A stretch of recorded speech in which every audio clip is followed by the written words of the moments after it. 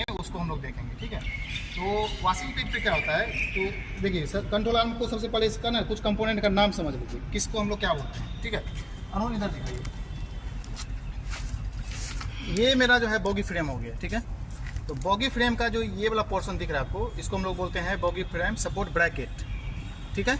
ये वाला ये मेरे बॉगी फ्रेम के साथ में है, लेकिन ये control arm boggy frame support bracket होगी, है कंट्रोल आर्म इसको जो है ब्रैकेट बोले, सपोर्ट ब्रैकेट, ठीक।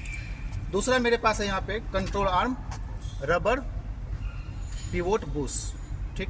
उसमें ये वाला पिन हो गया, जैसे ऊपर दिखाइए, ये ऊपर से दिखाइए, ये मेरा कंट्रोल आर्म का जो है रबर पिवोट बुश हो गया।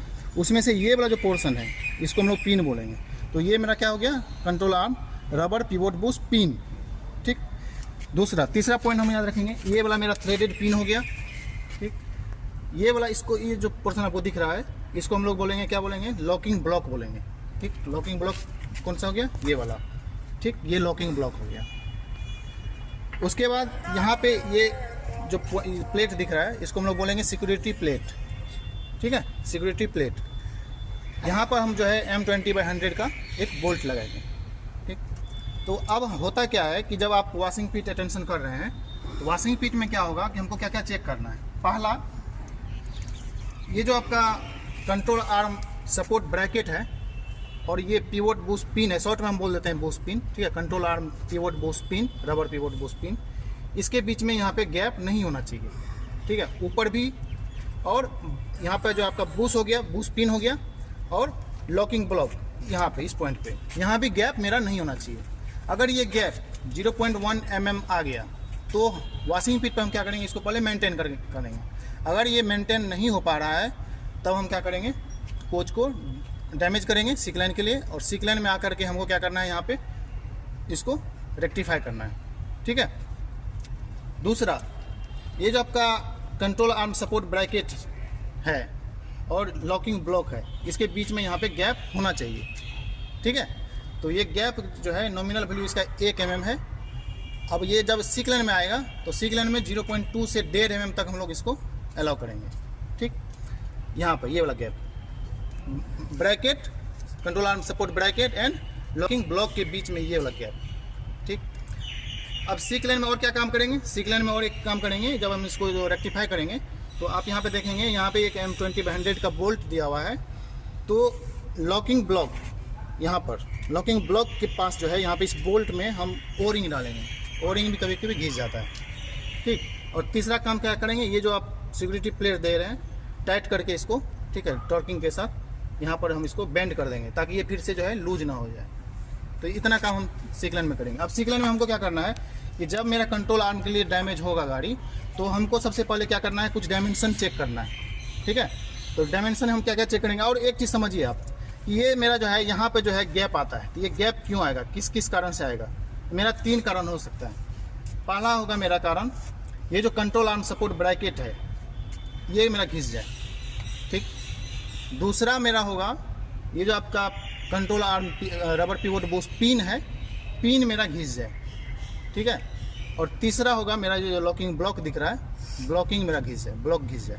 ये तीनों कंडीशन में जो है यहाँ पे गैप आ जाएगा, ठीक है। और ये जो है सटने का यहाँ पे गैप आप देख रहे हैं, क्या देख रहे हैं, ये लॉकिंग ब्लॉक, ठीक। ये आपका हो गया लॉकिंग ब्लॉक।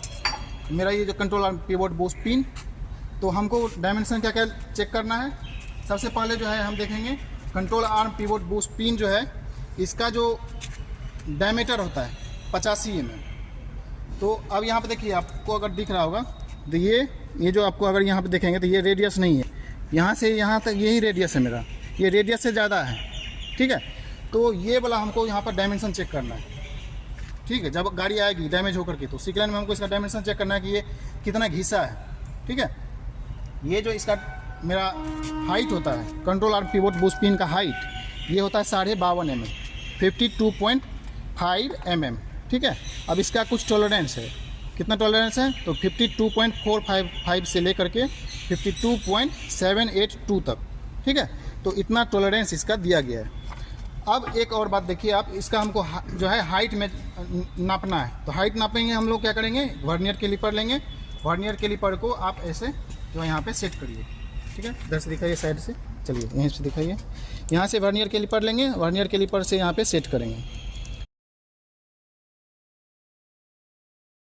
आज से आपको ये सारे ब्रेसलेट्स पहनने की कोई जरूरत नहीं है। मैं आपको रीजन बता देता हूँ क्यों। सारी थी तो आप पायलट पहन लेते, शादी में इश्यूज आ रहे थे, रिलेशनशिप में इश्यूज आ रहे थे, तो सेट करेंगे।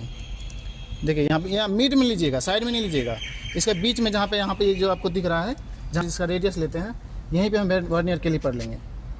ठीक है, ये वाला। ठीक, अब देखिए ये जो है मेरा 52 हो रहा है कि नहीं, यहाँ पे 0 दिखाइए। देखिए ये 50, 51, 52.5। ठीक है, 52.5 आपका एग्जैक्ट आ रहा है, मतलब ये नया वाला भी बूस्ट पिन दिखा रहे हैं।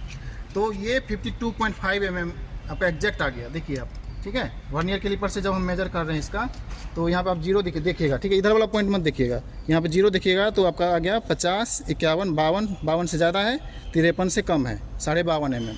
ठीक, तो ये मेरा हो गया। अब इसका डाया जो है वो 85 mm होगा। ठीक है, तो इसका हम टॉलरेंस भी समझ लिए।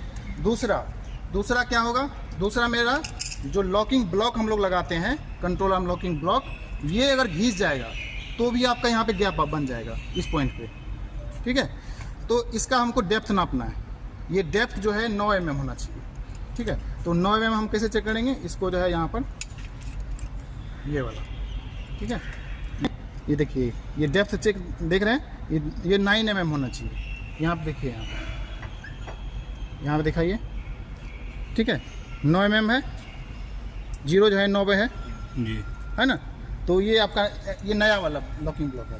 जब आपका पुराना वाला रहेगा तो ये बढ़ जाएगा डेप्थ। ठीक है, ये बढ़ जाएगा, ये घिस जाएगा। तो अगर ये घिस गया तो हमको इसको चेंज करना है। ठीक है, ये वाला हो गया। तीसरा हम क्या करेंगे, इधर दिखाइए, ये जो कंट्रोल आर्म सपोर्ट ब्रैकेट है, ब्रैकेट भी घिसेगा। तो ब्रैकेट जो है, ब्रैकेट का आपका डाया कितना होता है, इनर डाया वो होता है 85 mm, और रेडियस कितना होगा उसका आधा कर दीजिए। 85 का आधा कितना हो गया, 42.5, 42.5 mm। 42.5 mm ये वाला हो गया। इसका जो है डेप्थ हम लोग अभी कितना नापे थे, 9 mm। तो 42.5 mm और 9 दोनों को ऐड करिए, कितना होगा 51.5, 51.5 हो गया, 51.5 mm। और ये जो बूस है, बूस का हाइट कितना हम लोग नापे हैं अभी, 52.5। तो इस दोनों को लगा करके जब यहाँ पर लगाएंगे तो कितना हो गया, कितना का अंतर आ रहा है, 51.5, 1 mm का अंतर। यही 1 mm का अंतर जो है इस यहाँ पे गैप बनता है। ठीक है, तो ये जो गैप है यही 1 mm मेरा बन रहा है। तो ये 1 mm मेरा नॉमिनल गैप होना चाहिए, किसके बीच में, control arm support bracket and locking block के बीच में यहाँ पे 1 mm का गैप होना चाहिए। लेकिन जब हम सीक्लेन अटेंशन करेंगे तो 0.2 mm से लेकर के कितना mm तक देंगे, 1.5 mm तक हम लोग रखेंगे इसको। ठीक है, तो यहाँ पे गैप रहना चाहिए। तो इस तरह से जो है हम लोग कंट्रोल आर्म का आपका क्या करेंगे, मेजरमेंट लेंगे। ठीक, चलिए ठीक है, थैंक यू, धन्यवाद।